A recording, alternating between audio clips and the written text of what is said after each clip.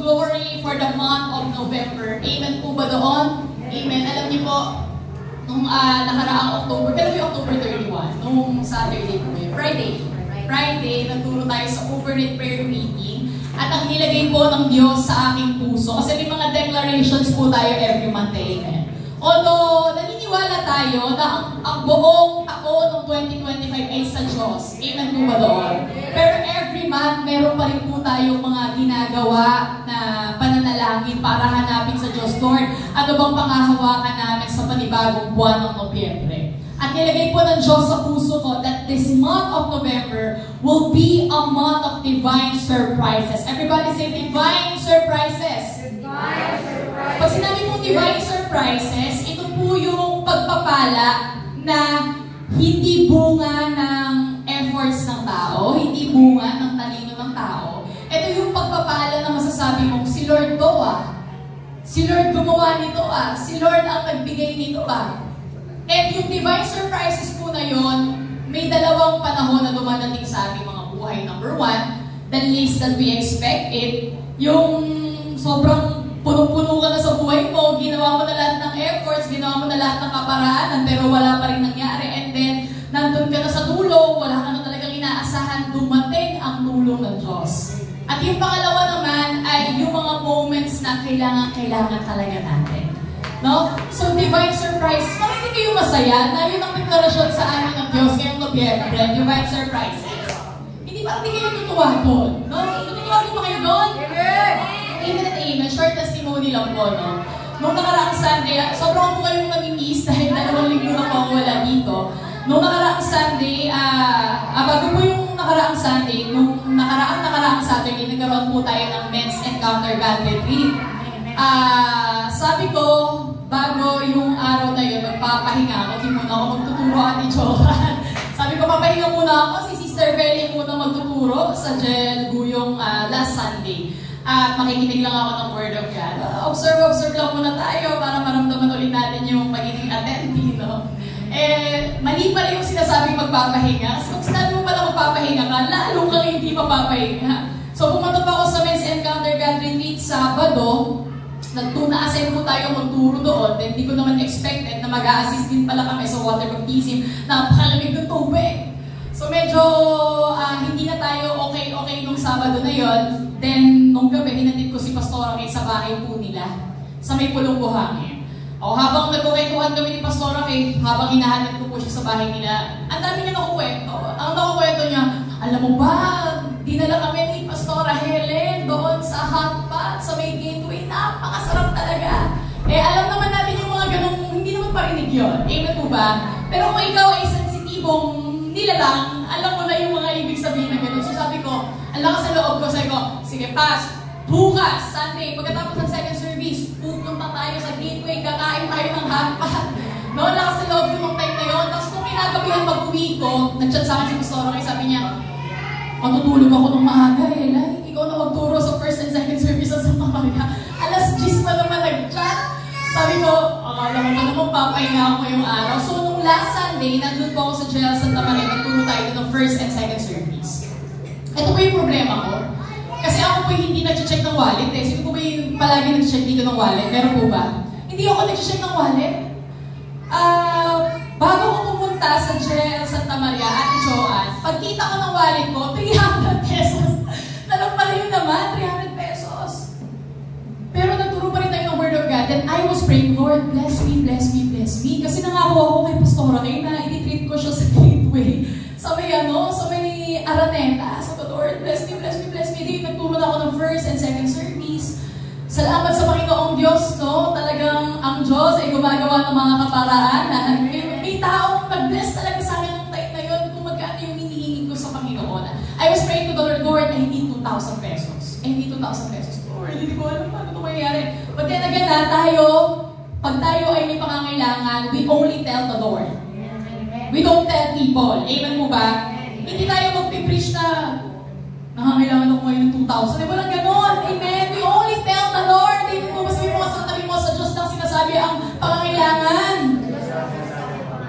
Amen. So, nagpipray ko ng time na yung Lord, bless me, blessed me. And then, nagulat na lang talaga ako na may mga lumalapit sa akin. Sabi ko sa akin ng Panginoon, i-bless ko daw po kayo. So, praise the Lord.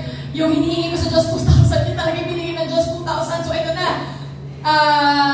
Alas 2 na, papunta na kami sa Araneta. Yung kasama na yung Pastora Abby, si Pastor Harold, and ang sarap pala talaga ng pagkain doon. Then bago po kami pumunta doon, may pinag-uusapan kami pamilya. Hindi ko na po kukwento kung sino yun. Ang pinag-uusapan po namin sa pamilya na yun, pastor din po yun. Grabe yung mga anak ng mga pastor na yun. Dito rin po sa Santa Maria. Grabe ang pagpapala na meron ng mga anak, mga parang milyonaryo na ata. Alam mo kung bakit, sabi sa akin ni Pastora Kate? Kasi grabe sila mag-asikaso at magpala sa kanilang nanay. Sabi gano'n ni Pastora Kate. So pinagkukwentuhan namin yung pamilya na yun na those sons and daughters of that pastor are very blessed dahil gano'n din sila magpala sa kanilang mga magulang. E di yun, kwento-kwento din nandun na sa hotpot, kumakain na kami. Ang sarap po pala talaga. Talagang busog na busog po kami nung time na yun. At sobrang saya namin. Ngayon, eto na, bayaran na na bill. Bayaran na ng bill. At dala ako nung time na yung 2,000. Tapos kinosip ko si Ate Jels, I need your help, no? Pagkakita ko nung bill, Ate Joanne, kulang ang pera kasi nasa 4,000 yung bill na yun. 4,000 yung sabi ko, I was shocked. Hindi ko ina-expect na pala mangyari. So, tigitin ako sa Harold. Ginagaling ako sa Harold. Parang nakikipagsanyasan ako sa kanya, help, help, help. Hindi si Harold. Si Pastor Harold, no? Help, help, help. Parang gumagano'n ako sa kanya. Alam niyo po ba, hawak-hawak ko na yung bill na yun. Nakakatog. Nakakatog kasi pagbabayad na ako. Although alam ko naman na may tutulong sa akin magbayad ng bill na yun, pero hindi ko pinapahata kay Pastor Kate. Kulang yung dala namin pera kasi gusto namin masaya lang ng time na yun, no? Eto na, nung magbabayad na ako sa bill, alam niyo po bang sabi sa akin? Ma'am, paid na po. Wow! Mapit na po! Sabi ko sa isip, nagulat ako talaga noon kasi busog ako ng tulalaan na ako ng time na yun. Alam niyo naman po tayo, pag nabubusog tayo, medyo tulalaan tayo, di ba? Abang nag-umpisa ako kumain, ang ingay mo, tapos busog ka na, natutulala ka na ganyan. Mas lalo ako natulala dahil sabi sa akin ng cashier, Ma'am, paid na po. Yung pala, ito po nakakatawa sa Panginoon, yung pamilya na pinag-uusapan namin na sobrang blessed, na lalong pinagpapala ng Diyos kasi grabe sila magpala sa kanilang mga magulang. Who would have thought na bago kami matapos kumain, dumating pala sa restaurant na yon, nakita si Pastora Kate, tinanong ang bill ng table namin at binayaran na pala nila. Palapakan na po namin ng Diyos. Grabe talaga. Alam niyo po, sabi ko talaga ng time na yun, Lord, ikaw to eh. Kasi sino mag-aakala na yung pamilya na pinag-uusapan lang namin habang kami kumakain, pamilyang nakatira sa Santa Maria, makikita namin pagkatapos namin kumain sa Araneta Gateway, na kumbaga yung porsyento ng posibilidad na mangyari po yun, ay parang wala pa sa isang porsyento, no? But the Lord is very wise. The Lord is a God of divine surprises. Amen? At tunay po yun. When you have the desire to bless your parents, to bless your pastors, you will be blessing them. Amen? Amen and amen. Palpakan nga po natin ang ating Diyos. So, yun po yung tinatawag natin ng divine surprise. Alam niyo po ba, nung pag-uwi namin nila Pastora Kate, habang kami nasa sakyan, nagkakagulo kami sa sasakyan dahil hindi kami makapaniwala na nabayaran yung bills namin ngayon ng 4,000 pesos. No? So, yung nag-bless sa akin last Sunday, natabi ko yung pera na yun. So, God is really good. Amen. Amen. Amen. So, ngayon po, patuloy tayong manangan sa kapangyarihan ng Diyos without expecting anything in return. Amen. When you bless your parents, don't expect anything in return kasi ang Diyos, grabe naman siya magpapala sa ating mga buhay. Amen po ba? So, hindi po dapat na dahil narinig natin yung testimonyo na yun, ayayin ko nga si Pastor Riley mamaya sa inihaw. Ayayin ko nga si Pastor Riley sa inihaw mamaya. Huwag ka mag-expect na may biglang darating at mag-provide for bills natin, no? So, iba-iba ang move ng ating Panginoon. So, one thing is for sure, ang Diyos natin ay hindi unfair na Diyos. Amen. Amen. Marunong po siyang magpala. So, ito na po. Punta na tayo sa unang topic natin sa umaga pong ito, sa month ng Nobyembre, Breakthrough Hope That Endures. Pag-uusapan po natin ang salitang pag-asa. Dahil baka meron po dito, nawawala na ng pag-asa sa kanilang mga buhay. Baka meron dito, hindi nila alam saan humuhugutin yung inspirasyon para magpatuloy. Amen. So, Romans 15 verse 13 ang ating pong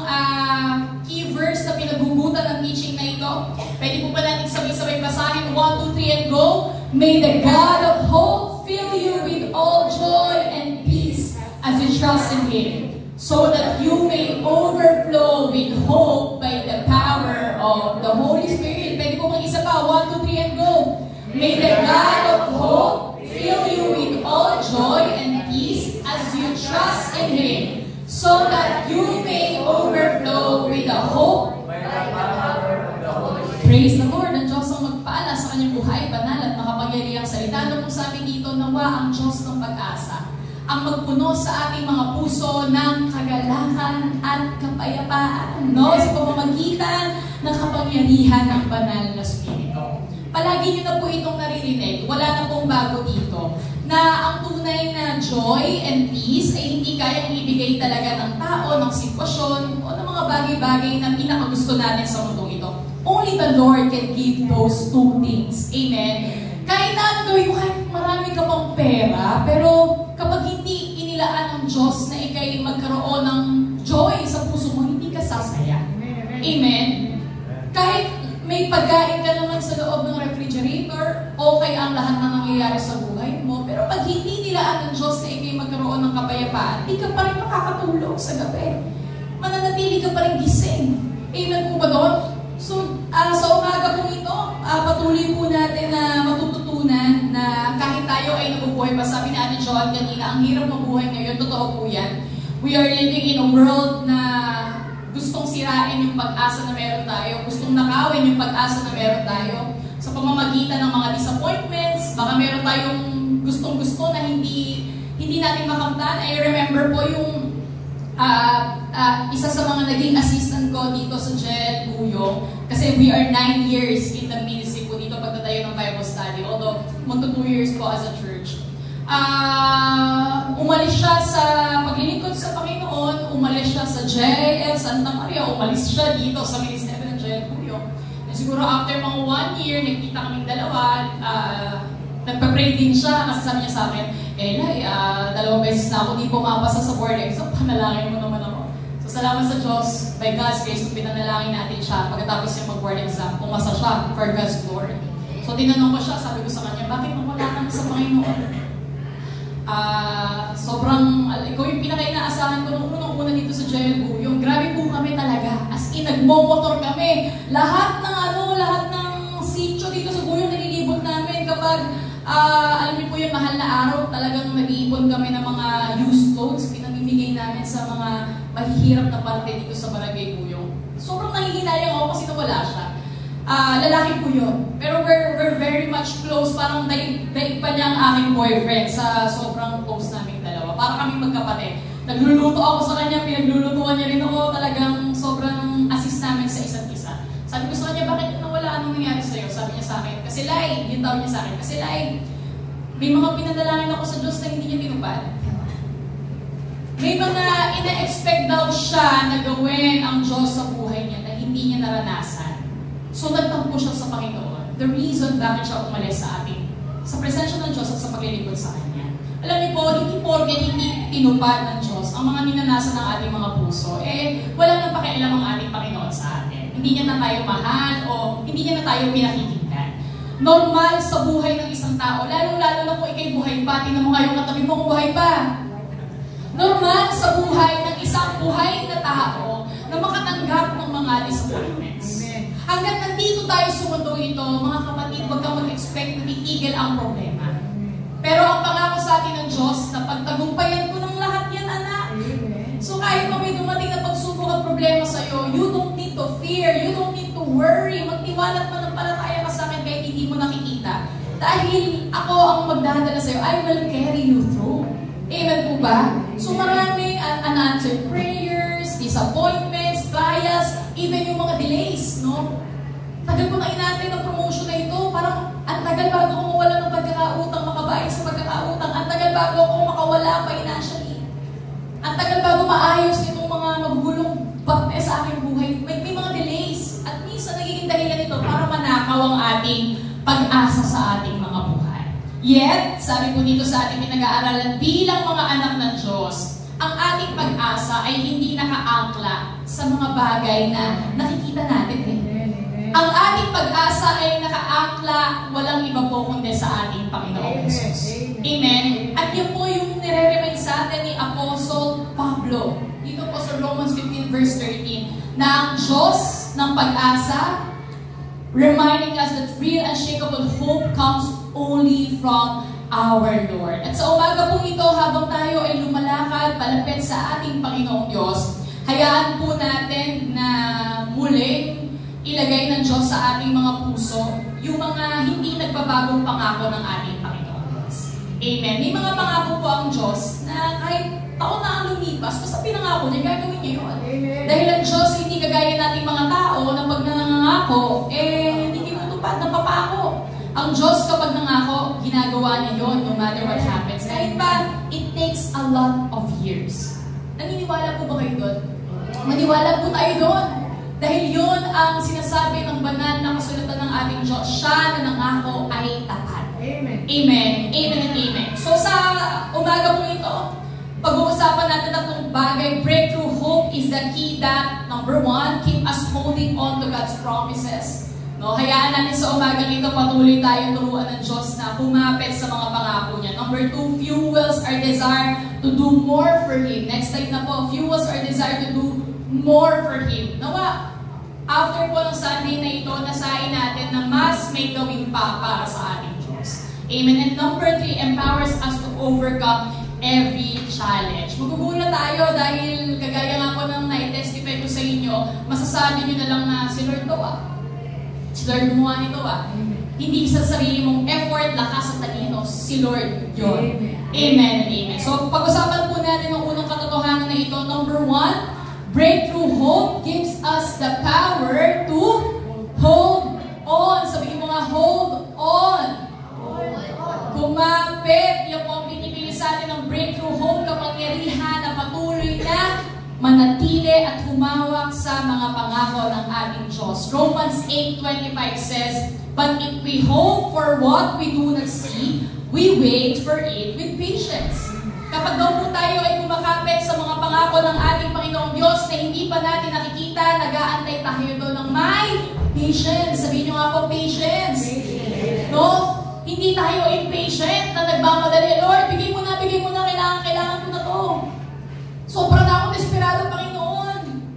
Hindi ko na alam ang gagawin ko, bigay mo na. May perfect timing ang Lord sa lahat ng mga bagay. Hindi natin pwedeng ipilit ang sarili nating timeline sa ating Panginoong Diyos. Amen po ba doon? Parang yung isang sobra nating sipag ng workers, si Kuya Patrick Tuason. Alam niyo po ba, napakarami niyang niluha. Dahil parang 4 na beses ata siyang bumagsak sa board exam, accountancy. Sobrang hirap para sa kanya. Nananalangin siya sa Diyos, Lord, baka hindi mo na ito kalooban. Yun yung mga panalangin niya, Lord, baka hindi mo na ito kalooban. Nahihirapan ako ng sobra. Pero pag pinangako ng Diyos, gagawin niya. Kalooban pala ng Diyos na 3 beses siyang hindi pumasa para sa ika-4 na pagpasa niya, mas lalo niyang maa-appreciate ang kilos at galaw sa kanya ng ating Panginoon. So baka meron dito palagi bumabagsak. No, hindi man sa exam, pero sa exam ng buhay. Palaging ang gusto niya ay hindi nagaganap. No? May dahilan ng Diyos, baka sa ating pag-aantay, pinapalawak lang ng Diyos ang ating pasyente. Tama ba yun? Pasyente. Huwag naging pasyente na yun. Nakita ko kasi si nanay, Rowena Hermogenes. May mga patients siya dahil siya ay isang nurse. No? Praise the Lord. Pasensya. Baka pinapalawak lang ng Lord ang ating mga pasensya. So yung breakthrough hope na pinag-uusapan po natin sa umagang ito is not passive but persistent. Hindi porket umaasa tayo, wala na tayong gagawin. Amen? Ang pag-asa na hinihingi natin sa Diyos, may kaakibat po yan na productivity. Humihingi ka ng pagpapala sa Diyos, pero hindi ka naman nagtatrabaho. Don't expect na pagpalain ka ng sobra-sobra ng ating Diyos. Hinihiling mo sa Panginoon, mawalan ka na ng pagkakautang, pero utang ka pa din ng utang. Don't expect na matagalin tayo ng Diyos dyan. Nanghihingi ka sa Lord ng panibagong opportunity, pero di ka naman lumalabas ng bahay, nananatili ka lang sa comfort zone mo. Don't expect God to bless us. Amen po ba? Gusto mo ang Diyos, bigyan ka ng revival. Gusto mo ang Diyos, pag-alabin ang puso mo. Pero ayaw mo namang buksan yung Biblia. Ayaw mo namang manalangin sa Kanya. mangyayari sa atin. So, breakthrough hope is not passive. It's persistent. Pag sinabi persistent, gagawin mo ang lahat para makuha mo lamang yun. Amen po ba?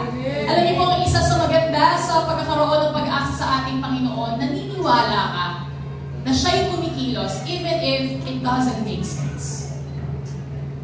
Humahakbang ka kahit hindi mo nakikita ang susunod na mangyayari sa buhay mo. That's faith. Amen? Amen and amen. So meron po dito tatlong bagay na sinabi sa atin na Diyos sa point number 1. This hope, sa bullet point number 1, this hope reminds us that God's timing is perfect. Kung hindi mo man maintindihan ang proseso ng Panginoong Diyos sa buhay mo, pwede ka magtiwala sa layunin niya sa iyong buhay. Magtiwala tayo sa perfect timing ng ating Panginoong Diyos. In His perfect time, the Lord will make it happen. Amen? May mga moments lang po talaga ng pagliliglig ang Diyos. Hindi mawawala yan sa buhay ng isang Kristyano na ang kanyang pananampalataya ay sinishake. Kasi kapag hindi tayo susubukin ng ating Panginoong Diyos, paano niya mapapatunayan ang tunay nating pag-ibig sa Kanya? Amen? Parang natatandaan ko po, last year, merong isang nagpaparamdam sa atin ng kanyang pag-ibig, no? So, syempre, tinatest natin, we are testing the waters. Sabi ko, hintay ka lang muna dyan. May mga ginagawa pa ako sa buhay ko. Pagkatapos na 3 buwan, wala na. Diba? Konting liklik lang yun, 3 buwan lang yun, wala na. Minsan po ang Diyos nagpapadala din sa atin ng mga testings na ganyan para makita, talaga bang mahal ako ng anak ko na to? Talaga bang pag kinuha ko itong minamahal na to, ito sa buhay niya, mamahalin pa rin ba niya ako? Pag tinanggal ko kaya yung pera at trabaho nito, mamahalin pa rin kaya ako nito. Itong i-allow ko kaya ang sakit at karamdaman sa buhay niya. Mamahalin pa rin kaya ako nito. Kung wala na kaya ako ng kliyente, kung wala kaya ako ng business, mamahalin pa rin kaya ako nito. Huwag nating hayaan na yung ating pananampalataya sa Diyos ay masubukan po niya. This hope keeps us grounded in faith. Kagaya po ni Abraham. Ano nangyari sa kanya? May pangako ang Diyos, bibigyan kita ng anak. 100 taon na sila, mga kapatid ko, sa pananampalataya. No? Pero ang pangako ng Diyos, I will make you the father of many nations. Anong ginawa ni Abraham? He believed. Anong sabi ng Bible? Tinuring ng Diyos yung paniniwala ni Abraham bilang katwiran na lugod ng ating Panginoong Diyos. At kung ano yung pinaniwalaan ni Abraham, yun ang nangyari sa kanya. He became the father of many nations. Maniwala tayo kahit pa imposible, tanda ko na daw mag-anak. Pero pag pinangako ng Diyos, He will make it happen. Amen po ba doon?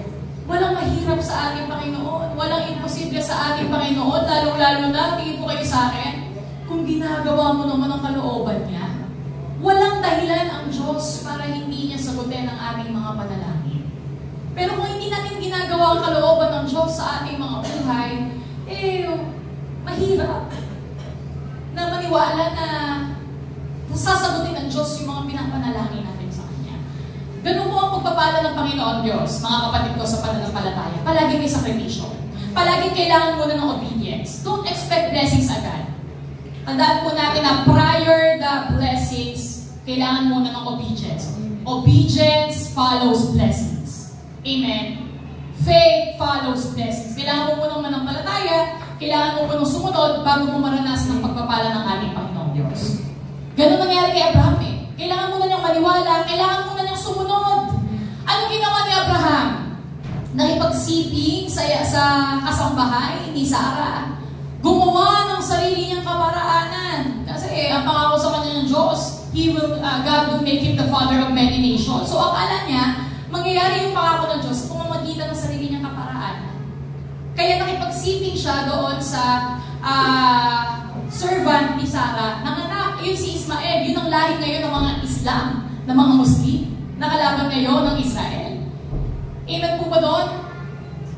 Ginawa na kasi sa sarili niyang katalinuhan eh. Ano nangyari? Nag-away si Sarah sa yung servant.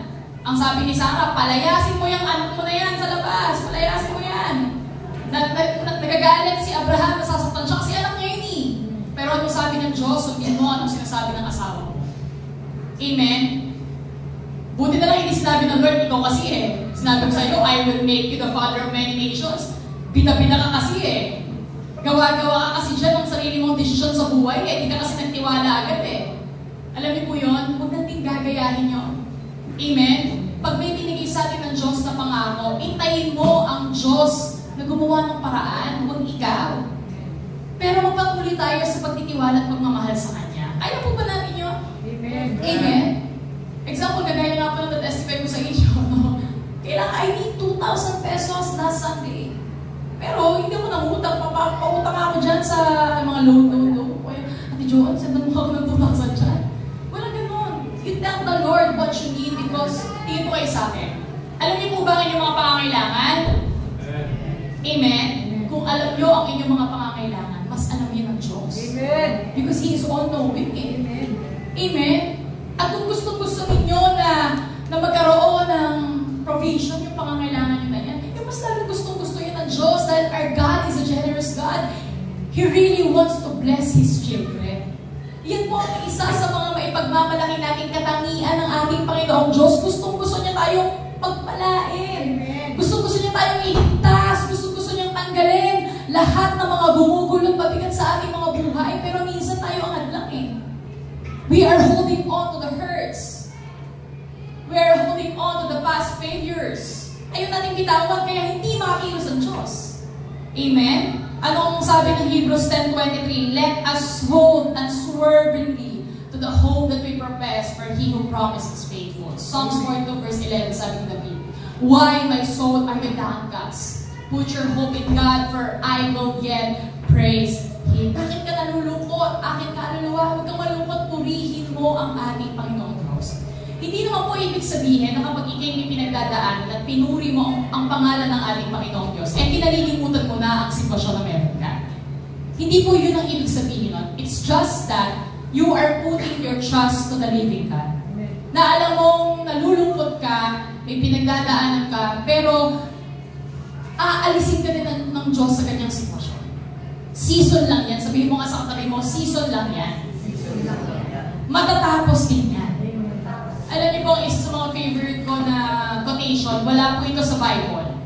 Yung this too shall pass. This too shall pass. Ano po ibig sabihin nun? Kung may pinagdadaanan kang sobrang mabigat, this too shall pass, matatapos din yan. Season din yan. Kaya huwag kang sobrang magpakalugmok sa kalungkutan. Kasi matatapos din yan. Sobrang kang pinagpapala ng Diyos, everything is going smoothly in your life, this too shall pass. Huwag ka sobrang pakahawak-hawak dyan sa pagpapala na yan. Dahil mamaya, later on, mawawala din yan. At yun yung magiging dahilan para maging humble ka, hindi manangan sa sarili mong lakas sa kanya. Kasi later on, mawawala din. Even yung health natin, these too shall pass. Lahat tayo tatanda, hindi tayo forever young, hindi tayo forever beautiful and handsome. Mawawala din yan later on. At sana yun yung maging dahilan para mas lalo po tayong maging mapagkumbaba sa ating Panginoong Diyos. Si Joseph, sa Book of Genesis, no? Binenta, pinakulong, kung ano-ano mga false accusations sa kanya. Pero alam niyo po ba, hindi nawala ang kanyang pag-asa sa ating Panginoong Diyos. Ano po nangyari sa kanya? Sabi po dito sa ating pinag-aaralan, his journey was full of setbacks. Ibig sabihin, kung ilalagay mo yung buhay mo sa buhay ni Joseph, para bang sasabihin ni Joseph, Lord, talaga ba hindi na natapos? Ang mga pagsubok at problema, talaga ba, Lord? Sunod-sunod? Di ba? Naisip na po ba natin yan? Sunod-sunod problema. Kakatapos na mong isa, meron na naman.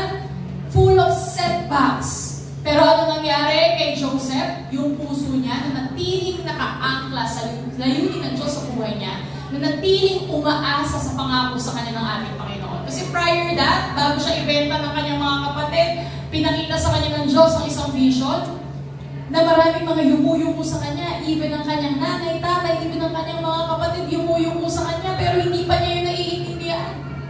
Kaya makikita natin na sa pag-asa na hinugot ni Joseph sa ating Panginoong Diyos, this led him to position of power. Ano nangyari? Siya ay naging Prime Minister ng Egypto, second to Pharaoh, parang Vice President ngayon sa ating bansang Pilipinas.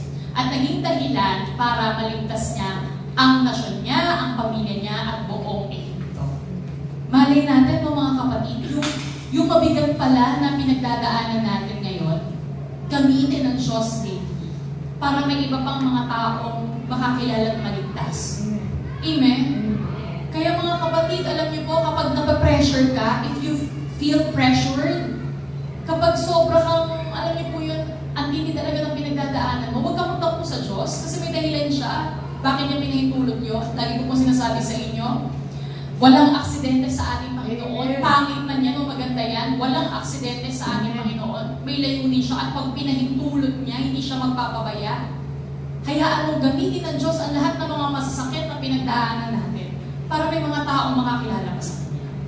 Amen. Sa darating po na December 13, 2025, ako po ay magte-testify ng buhay sa ating church. Ikukwento ko sa inyo kung ano ba yung mga pinagdaanan ko ever since when I was young, na hindi ko pa talaga nakukwento dito. At marahil nakwento ko na sa mga naunang generation of workers ng Santa Maria, pero matagal na po kasi yun, so baka nakalimutan na nila. So magte-testify po ako. Excited na ako mag-testify. Kung meron dito tinatouch ng Diyos na magbahagi din ng buhay niya, sino ba siya dati? No? Magsabi po kayo sa akin para mailagay po natin yan sa ating programa. Amen. Hayaan natin na sa pamamagitan ng ating mga pinagdaanan, marami pong makakilala sa Kanya. Number 2, breakthrough hope steers our desire to do more for God. Yung pag-asa na meron po tayo, ito yung nagtutulak sa atin para may mas gawin pa tayo para sa ating Panginoon. Walang masama na maraming gawin para sa pamilya. Amen. Our first ministry is our family. Amen po ba doon? Bago tayo magmahalan dito sa loob ng church, bago tayo maglingkod dito sa loob ng church, unahin natin paglingkuran at mahalin ang ating pamilya dahil magagalit sa atin ng Diyos pag pinabayaan natin ang ating pamilya. Amen po ba doon? Amen. Our first ministry is our family. Pero wag din natin kakalimutan na pagkatapos mong maghanap buhay, pagkatapos mong mag-aral, pagkatapos mong asikasuhin ang at ibigay ang pangangailangan ng pamilya mo, huwag mong kalimutan ang gawain ng Diyos. Amen. Dahil ito ang unang pagkakatawag sa atin ng ating Panginoon. We are created to worship our God. Amen. Mga kapatid, tingin po kayo sa akin, pagdating natin sa langit, wala tayong ibang gagawin kundi sambahin ng ating Diyos. At kung ngayon pa lang, hindi ka pa nagpa-practice, hindi ka pa nagre-rehearsal ng pag-worship sa Lord, paano gagawin mong performance or presentation sa Lord pagdating ng tamang panahon na mag-rapture na o kaya kunin na tayo ni Lord papunta sa heaven? Amen? Training ground natin ito nasa lupa. Sumamba tayo sa Diyos, maging lifestyle natin ang pagsamba. Amen po ba doon? Kahit ano pang pinagdadaanan, ang ganda nga ng katang, even when it hurts. Even when it hurts, I will praise Him. Hirap, no? Pero alam niyo po ba, mas nalulugod ang Diyos kapag tayo sumasambat ng pupuri sa Kanya sa kabila ng kadulugan ng ating mga puso. Because it proves kung sino ba talagang priority natin sa ating mga buhay. It's okay to be sad, it's okay to be frustrated, pero at the end of the day, piliin natin sumamba sa ating Panginoon dahil karapat-dapat siya. Amen. Karapat-dapat para sa Diyos, lahat ng mga ginagawa natin sa mundong ito, para sa Panginoon, itatak natin yan sa ating isipan, Church Uyong family. Amen. Lahat ng ginagawa natin sa mundong ito ay para sa Diyos. Amen. At ang Diyos, again, hindi siya unfair na Diyos. When we bless Him, He will be the one to bless our families. He will be the one to bless us indeed. Amen. At kapag ang Diyos ang nagbalik ng pagpapala, again, masigit pa sa ating inaasahan. So a hopeful believer is an active believer. Everybody say, active believer. Ito po yung nag-expect siya na may gagawin ng Diyos sa buhay niya, pero nakikipag-partner din siya sa Diyos. Amen? Hindi pwedeng sa relasyon, isa lang ang lumalaban. Puro si Lord lang ang nagpa-follow up. Puro si Lord lang ang nagpupush. Mahalin mo ko, paglingkuran mo ko, sambahin mo ko. Hindi po pwedeng, kailangan makipag-partner tayo sa ating Panginoong Diyos. Tulungan natin ang ating mga sarili. Kasi ang Diyos, tingin po kayo sa akin, never siyang bumitaw sa ating mga buhay. Sa totoo lang. Amen. Kahit kailan hindi bumitaw ang Diyos sa ating mga buhay, tayo lang ang bitaw ng bitaw, tayo lang ang alis ng alis sa Kanyang presensya. Amen?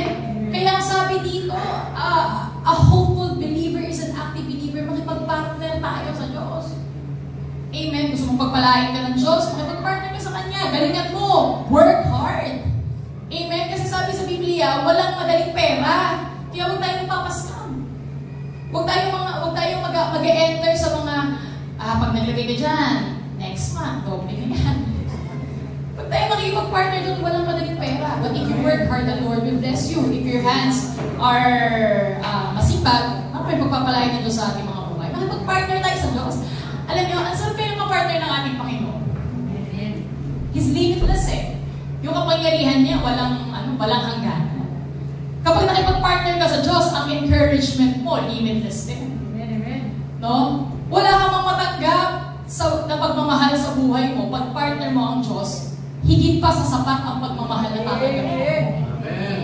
Ako po, yung klase ng tao, although I am an extrovert person, at marami po akong mga kinakausap sa inyo, pero growing up, dahil ako'y ate and head of our family, breadwinner, hindi talaga ako nasanay na magsasabi ng mga nararamdaman ko sa ibang tao. Kahit sa magulang ko, kahit sa mga sobrang close ko, except, of course, may pastor, lahat ng pinagdaanan ko, sabihin ko sa kanya. Pag nagagalit ako, minsan kapag nagkakasalopas, nagkasala ako, lahat yun ino-open up ko sa kanya para may panalangin niya ako. Hindi ako nasanay. So dahil hindi ako nasanay na gano'n, one time po, meron akong kaibigan sa church dahil Santa Maria po umaaten. Ingit na ingit ako sa kanya. Alam niyo po kung bakit? Every time na umiiyak siya, makikita mo mugto agad yung mata niya. Alam mo yung Ate John, pag umiyak siya kahit mga 2 minutes lang, mugto na agad yung mata niya. So pag pupunta siya sa church na pinagdadaanan siya, ang dami nagsisimpatay sa kanya. Ano nangyari sa'yo? Kamusta ka na? Naingit ako sa kanya kasi ako ganun eh. Kasi yung mukha ko matapang. Yung boses ko matapang.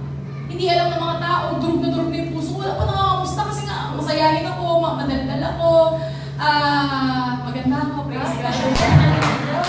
Lord, ako pa minapatawa ko naman. So, nakikita ko sa kanya kasi, Lord, bakit siya?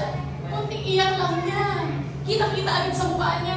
Lord, ako kahit umiyak ako na nabing 2 oras eh. Pagkatapos nun eh, maghilamos na ako, okay na rin yung tsura ko. So, parang moment na yun, naglong ako na, saan mo ikaw kamusta rin sa akin? Saan may magmamahal din sa akin? Saan namin magsisimpatize din sa akin? Pero sabi sa akin ng Diyos, anak, nandito naman ako. I am more than enough. Amen? Kaya do not long for someone's love. Bonus na lang yun kung mahalin tayo ng tao. Ang pag-ibig ng Diyos sa atin ay sapat. Sabi ni Blaise Pascal, there is a vacuum shape in our hearts that only God can fill. Siya lang ang makapagpupuno. Huwag mo hanapin sa tao. Hindi sapat ang pag-ibig ng magulang. That's the reality. Mga kapatid ko sa kapatid. Hindi sapat ang pag-ibig ng anak. May butas sa ating mga puso na hugis puso. Ang mga bagay, ang mga shapes na makikita natin na forma ng pag-ibig sa mundo, triangle, square, hindi talaga siya masuswak. Ang Diyos lang talaga makapagpupuno. So, kung gusto mong mapuno ka ng pag-ibig na totoo, hindi mo talaga yan sa Diyos. Siya lang talaga makapagbigay mo. Amen? Parents, that's the reality. Kahit sobrang pa nating mahal na mahal ang ating mga anak, kulang. Ang Diyos lang talaga makapagpupuno sa kanila. Amen po. Home Fuels Ministry. Let's continue to build God's kingdom. Amen. Dito po sa Jewel Church po yung last Saturday, nilunsad natin yung home fellowship, no? 3 linggo, 4 na linggo na ngayon, darating na linggo. Dumadalaw tayo sa bawat pamilya. No? At, nakalimutan ko, may binibigay po kami na small token sa kanila para isasabi nila sa tahanan. Hindi ko muna sasabihin po ano yun. Yun yung nilunsad natin. Napakaganda ng ginagawa ng Diyos doon. Kaya expect nyo po, kayo ay dadalawin natin sa mga bahay-bahay ninyo starting this Thursday. Amen? Amen. Excited na po ako. Excited na po kayo. Amen. And aside po doon, mga kapatid, may ginagawa din po tayo dito na evangelism every 2nd and 3rd Sunday. 3rd week of the month. Makikiano tayo, makibahagi tayo doon. Papamigay lang naman ng flyers. Ipagpe-pray lang naman yung mga tao. Walang kahirap-hirap. Paggamit natin ang ating mga buhay. Kahit na feeling natin konti lang yung mga nangyayaring resulta, later on, no, makikita natin magbo-boom din lahat ng mga ginagawa natin. Nagtatanim lang tayo ngayon. Because we are going to the 2nd year pa lang ng church na ito, pioneering church pa lang ito. Ang Jewel Santa Maria, ganun din nagsimula, konti lang. Yung Pure Gold, konti lang nagsimula yun, konting mga tao lang. Pero ngayon, grabe na, hanggang 3 services na. And next year, may mga pupusan din tayo na panibagong mga gawain dito sa Barangay Buyo. Kaya sobra po ako na-excite. Amen. Na-excite po ba kayo? Amen. Parang alokot nyo. Hope ignites generosity. supporters, we give not out of fear or obligation, but because we trust that God will provide abundantly. Hindi tayo nagbibigay ng ating tithes and sacrificial offerings sa Panginoon dahil lang obligasyon natin yun. Nagbibigay po tayo dahil alam natin na ang Diyos kaya mag-provide abundantly sa ating mga buhay. Kaya mga kapatid, alam niyo po, pera lang yan. Hindi dapat yan pinanghihinayang may ibigay sa gawain ng ating Panginoon. Ang pera ay mabilis ng waldas eh. Pag namalengke ka, 1.5 mo, wala pang mabibili yun eh. No? So, pero when you invest to the kingdom of the Lord, that's eternal. That's eternal. Philippians 1:6, He who began a good work in you will carry it to completion. Grabe ang Diyos, no? Ang sabi niya dito, ang sinimulan niya sa ating mga buhay, tatapusin niya ng may katagumpayan. Kaya mga kapatid, no, yung deklarasyon ko nung overnight prayer meeting natin noong October 31, hindi tayo mamamatay na mahirap. Amen? Amen. Isa lang na nag-amen. Hindi tayo mamamatay na mahirap. Amen. Hindi tayo mamamatay na may sakit. Amen. Amen. Hindi tayo mamamatay na nagdarako. That's the promise of the Lord sa kanyang mga anak. Totoo yun. Amen? Eh yung dating ang umatin dito eh. Nakwento ko na po sa inyo, ang bahay eh, talagang putik na putik eh. Eh ngayon eh, sementado na at naka-tiles pa. Partida, hindi na umaatan yun ngayon, pero pinagpala pa rin ng Diyos. Eh paano pa kaya tayo? Consistent tayo every Sunday na nagmamahal sa ating Panginoong Diyos. Walang imposible sa Kanya. Galatians 6:9, let us not become weary in doing good, for at the proper time we will reap a harvest. Huwag tayong magsawa na gumawa ng mabuti, tumulong sa ating kapwa, maglingkod sa Diyos. Sa tamang panahon, aanihin din natin lahat ng ating mga tinanim. Amen. Kagaya na lamang po ni Nehemiah, kahit maraming mga opposition sa kanya, nirebuild pa rin niya ang walls of Jerusalem. Kasi pasaway ang mga Israelita eh. Kaya ang ginawa ng Diyos, nagpadala siya ng mga mananakop. Amen? Eh, nung dumating yung mga mananakop ngayon sa Israel, especially sa Jerusalem, yung walls na meron sila. Kasi nung unang panahon po, noong ancient times, ang bawat nasyon, nagbibuild sila ng malaking mga pader. Kasi yun yung magsisilbing depensa nila sa mga mananakop. Anong nangyari doon? Sinira ng mga mananakop yung pader na yun.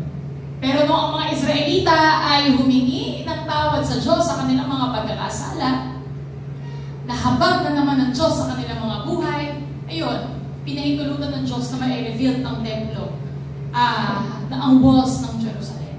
Maraming opposition kay Nehemiah. Kung mababasa natin yung book of Nehemiah, no, mawawalan ka na lang talaga ng pag-asa.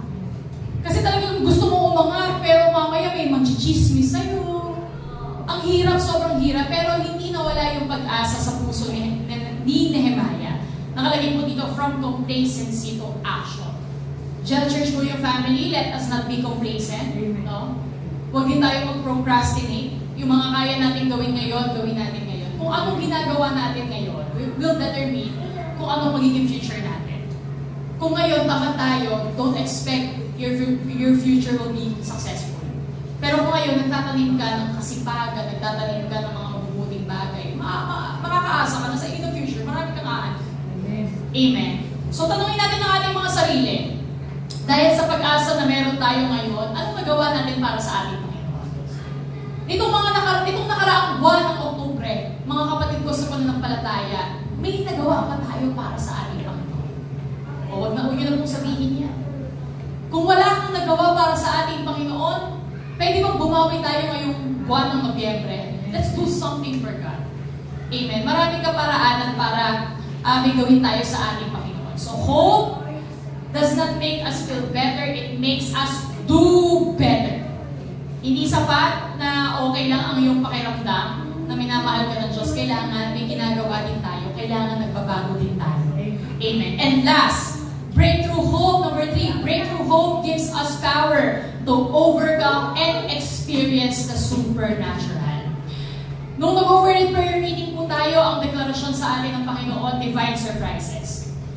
Pero po sinabi natin sa lahat ng mga nandoon, do not expect na although ang prophetic declaration sa atin ng Diyos ngayong Nobyembre ay mararanasan natin ng divine surprises, hindi na natin siya iingatan at babalutan ng ating mga panalangin.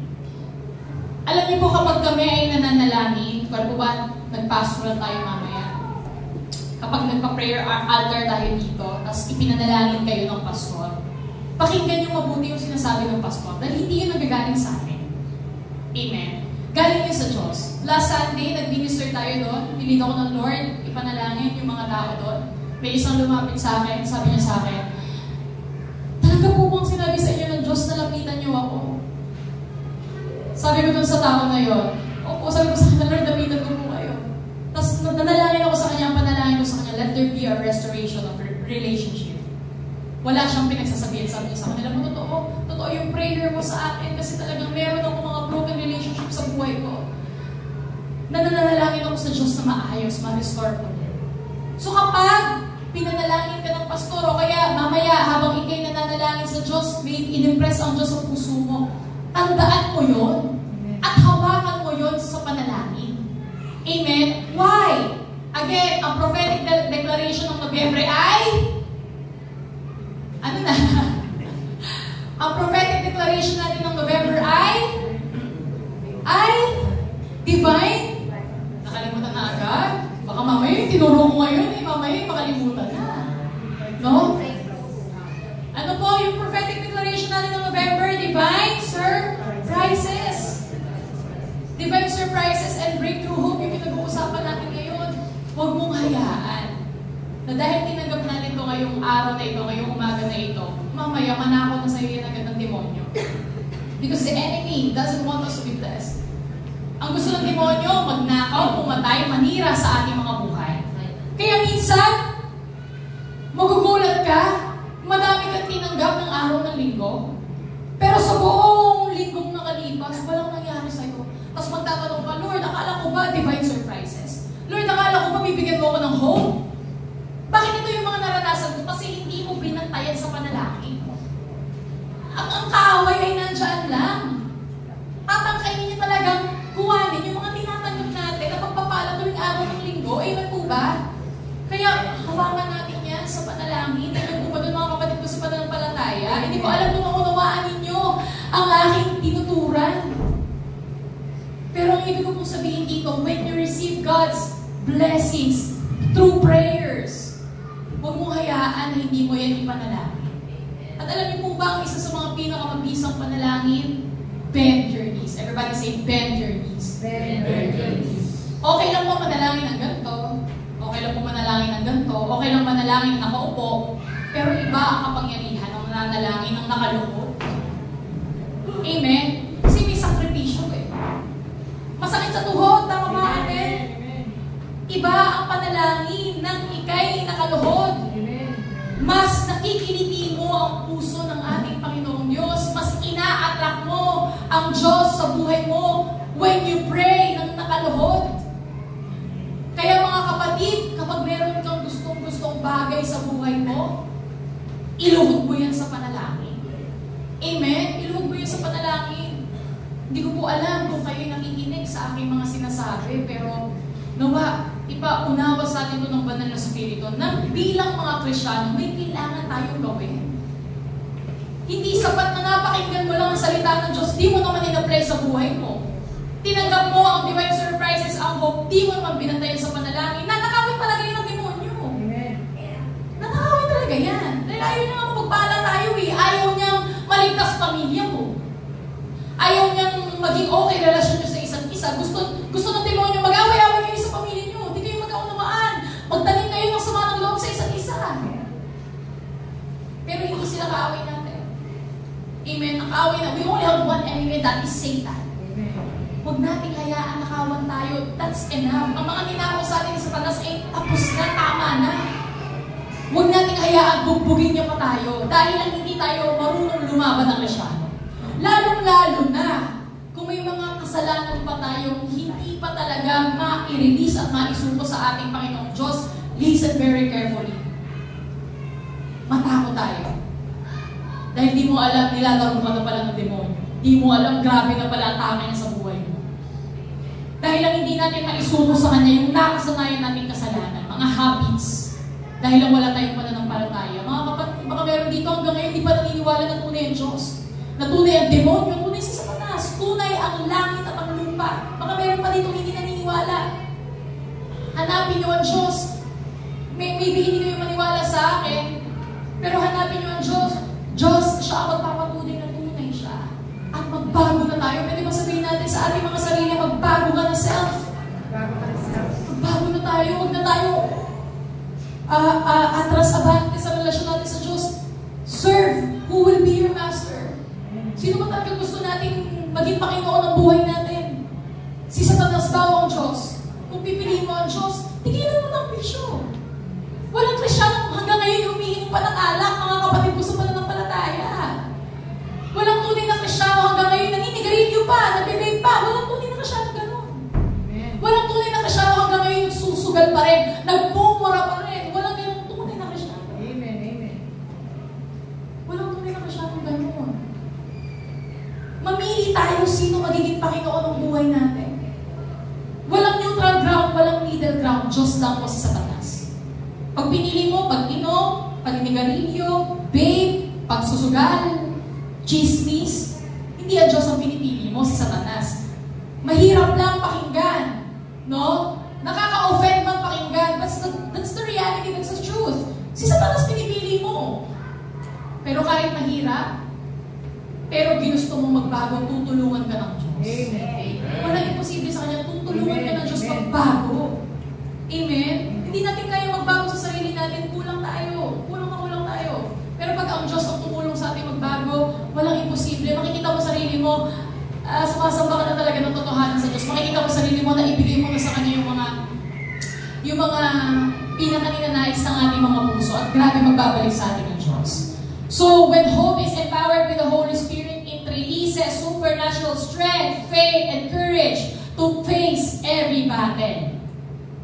Alam niyo po, kapag may ginagawa ka na isang bagay para sa Diyos, at ikay may sakit at karamdaman, walang choice ang Diyos kundi pagalingin ka. Bakit? Gusto mo maglingkod sa Kanya eh.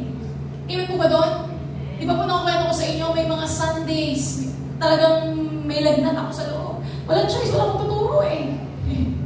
Walang choice. So walang choice ang Diyos, kundi pagalingin ako. Instantly. Kasi pag hindi niya ako pinagaling, walang matuturo. Ganun din po sa buhay ng bawat isa sa atin. Kung meron ka sa sakit at karamdaman, gusto mong maglingkod sa Diyos, walang choice ang Lord kundi pagalingin ka. Kung gusto mong maglingkod sa Diyos, wala kang pamasahe, wala kang pera, walang choice ang Lord kundi mag-provide. Dahil gusto mo siyang puntahan eh. Gusto mo siyang sambahin, paglingkuran eh.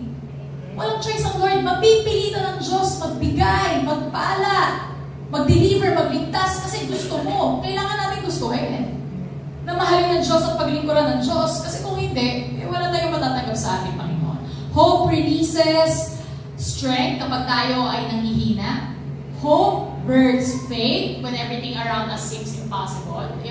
Kapag pala tayo ay patuloy na umaasa sa Diyos, may pinapanganak palang pananampalataya sa ating mga buhay.